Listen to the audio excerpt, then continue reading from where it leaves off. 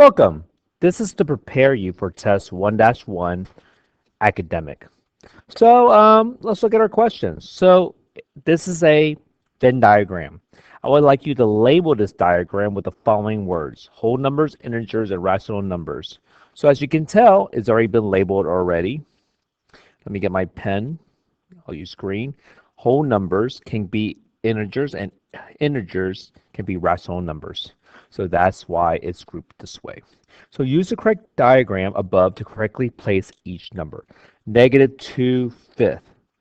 That's a fraction. Fractions should be under the rational numbers. 0. 0 is a whole number. Remember, whole numbers are 0, 1, 2, 3, 4, 5.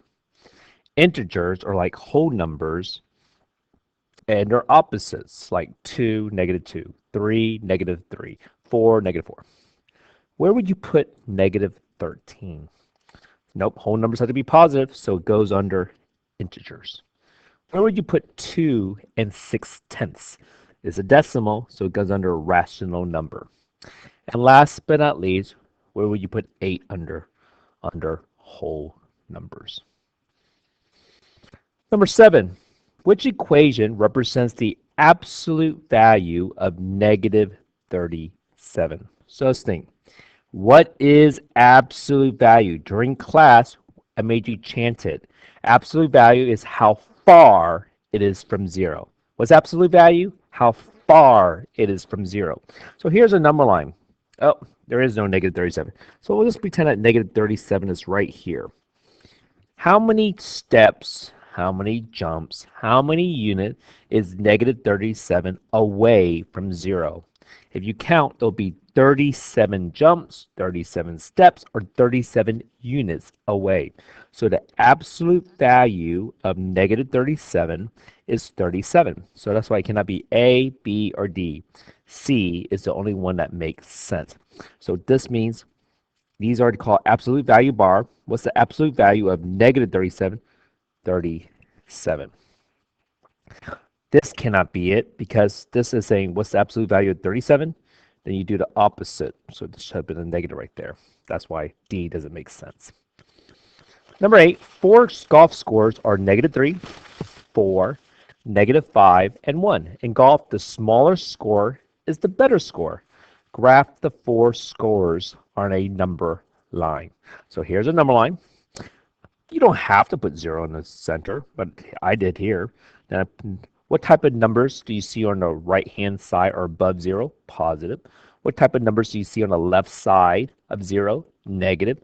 Notice how I'm counting backward. -1, -2, -3, -4, -5.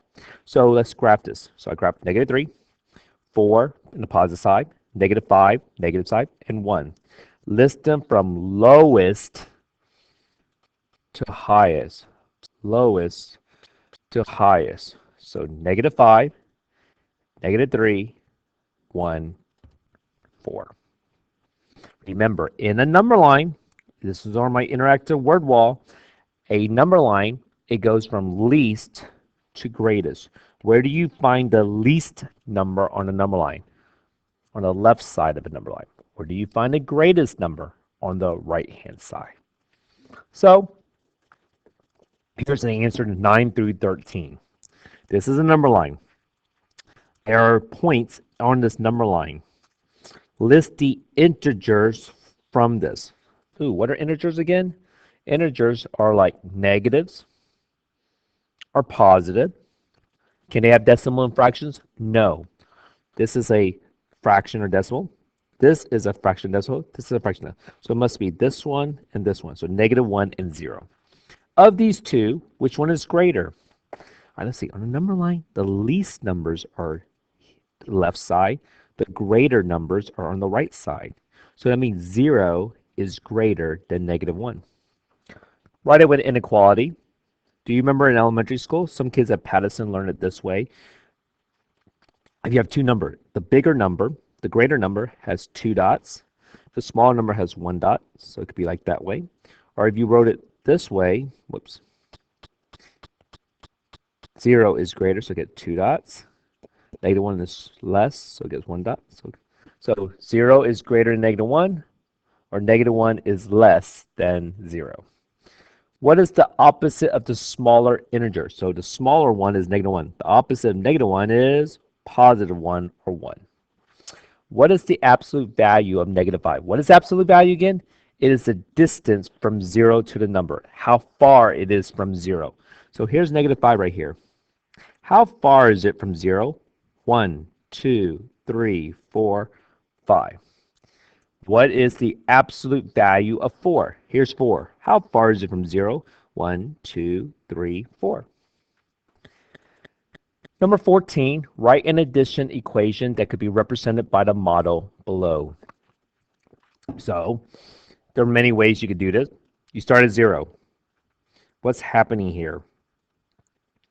You're going back -4 spaces. Then you're going forward 1, 2, 3. The answer stops at -1. Some people see it as this. You go back 4, -4. Then you go forward 3 spaces. So -4 plus 3 equals -1. Number 15, Tiffany has a bank balance of -$12. She deposits $18. If you deposit money into a bank account, are you putting money in or taking out? Deposit means putting money in. So it's positive 18. What is her bank balance now? So I drew a picture here. I drew 12 negatives and drew 18 positives. I cancel, cancel, cancel. Why is there an arrow here? Do you remember what this is called? 0 pairs. What's left? 6 positive. Maybe you prefer making a number line. So -12, so you go back 12 spaces, but then you have to go forward 18 spaces, and that's why it's +6. Maybe you prefer doing it mental math in your head. Do you have more negatives or more positives? Hopefully you said there's more positive. How many extra positives do you have than negative?